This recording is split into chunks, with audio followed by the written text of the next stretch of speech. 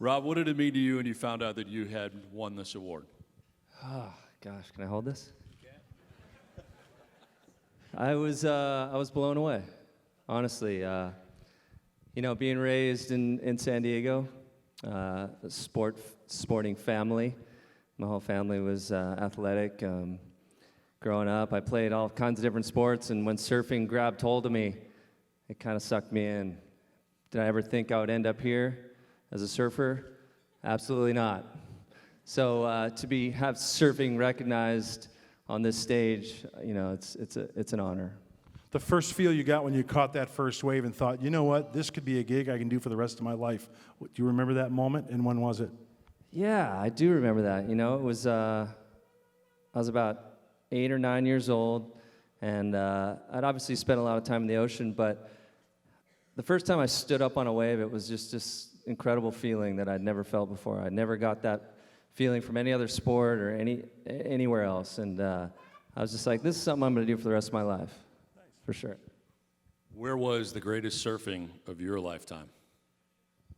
The greatest surfing, I would have to go back to 2000. Competitively, the Pipeline Masters in Hawaii was a huge achievement for me. It was, yeah, thank you. I went to Hawaii as a skinny little haole, as they like to call us, and very intimidated. It was a big task to kind of like work your way through that pecking order and actually get out there and catch waves. And so to kind of work my way up the ranks over the years and to be able to win that event in pretty epic conditions as well was a huge achievement for me. I think of a surfer and the waves that you surf, you have to be a tremendous athlete. And you mentioned about playing other sports. You could lay $1 million in front of me, and I couldn't name one surfer besides Jeff Spicoli. Who did you look up to growing up?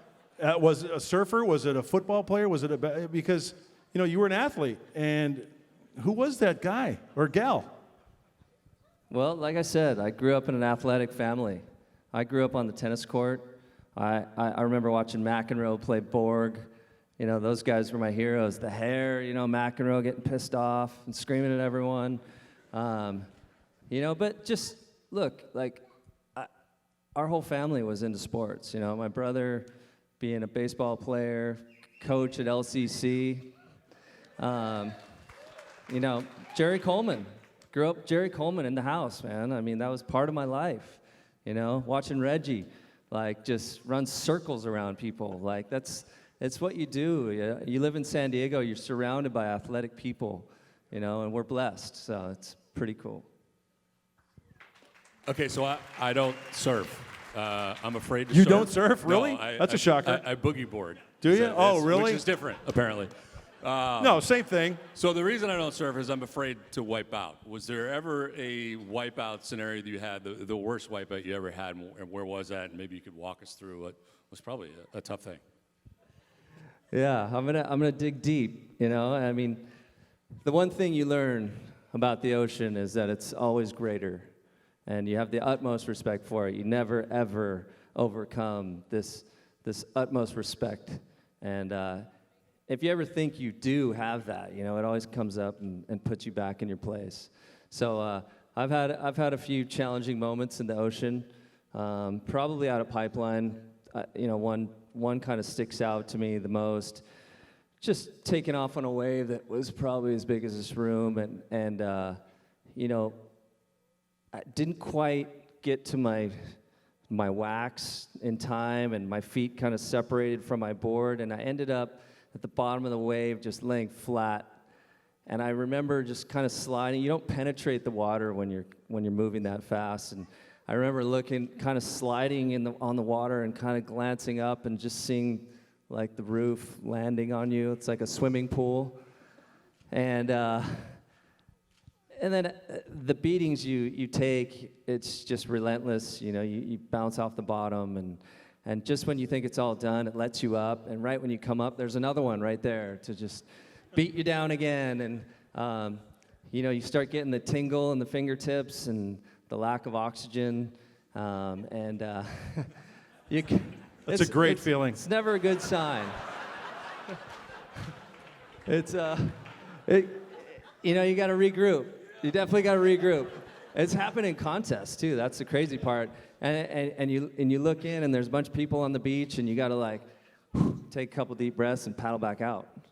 That makes it challenging. So I ask you this, preparing for a wave, anxious or scared or neither, or what's your mindset? And two-part, do you know your limitations to where you think, okay, I'm going to sit this one out? Well, I've said that many times while I was on the beach. You know, like I'm sitting there going, yep, I don't want anything to do with that. Nothing. And then all your friends jump in the water and paddle out, and you're like, damn, peer pressure got me. I'm going out. Okay.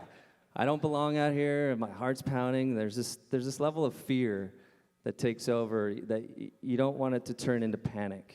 Fear is okay, right? It's okay to be scared because it just it's like we kind of thrive off that. There's that adrenaline, right?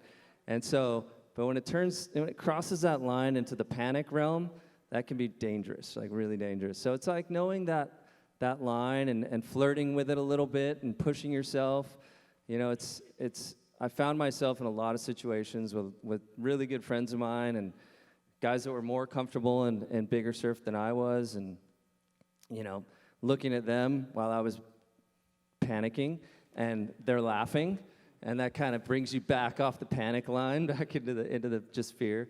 But it's been a fun world, fun ride. Rob Machado, welcome to the Breitbard Hall of Fame.